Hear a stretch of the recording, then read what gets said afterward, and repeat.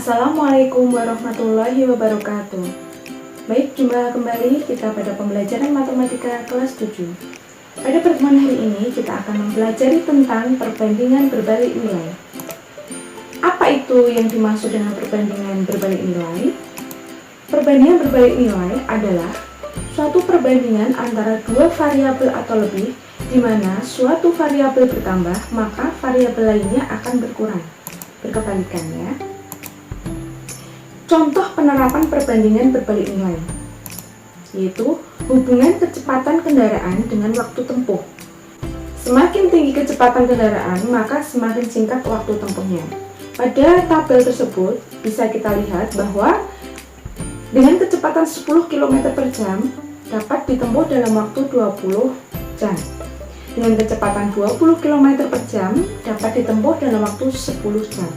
Begitu pula, kalau seandainya dengan kecepatan 100 km per jam, maka bisa ditempuh dalam waktu 2 jam saja.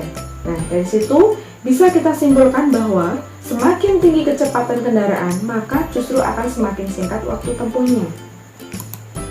Dan kebalikannya, jika semakin lambat kecepatan kendaraan, maka semakin lama waktu tempuhnya.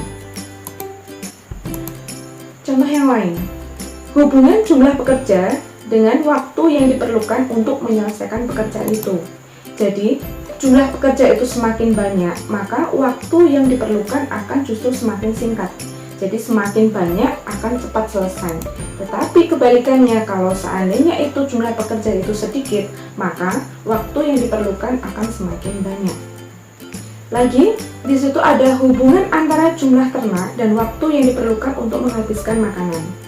Nah, semakin banyak ternak, maka waktu yang diperlukan untuk menghabiskan makanan justru akan semakin cepat habis ya, semakin sedikit waktu untuk menghabiskannya.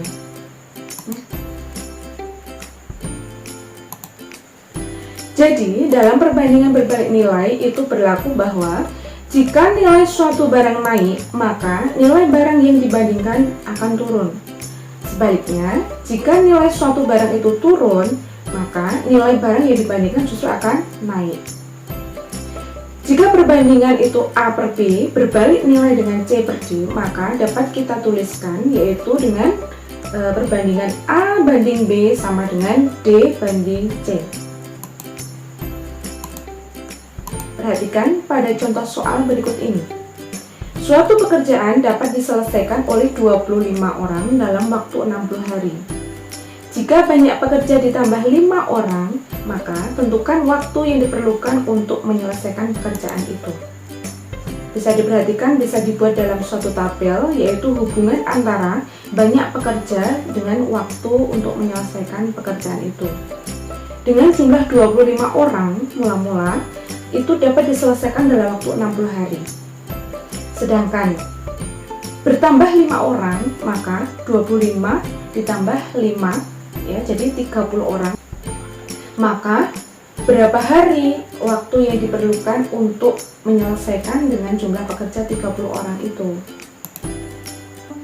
Nah, kita misalkan di sini hubungan antara perbandingan dari A, B, C dan D tadi ya.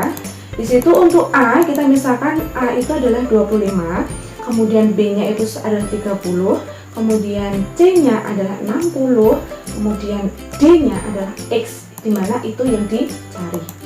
Maka karena itu perbandingan berbalik nilai, maka berlaku hubungan A banding B sama dengan D banding C. Berbanding terbalik ya. 25 berbanding 30 sama dengan X banding 60. Kemudian bisa disederhanakan menjadi 5 per 6 sama dengan X per 60.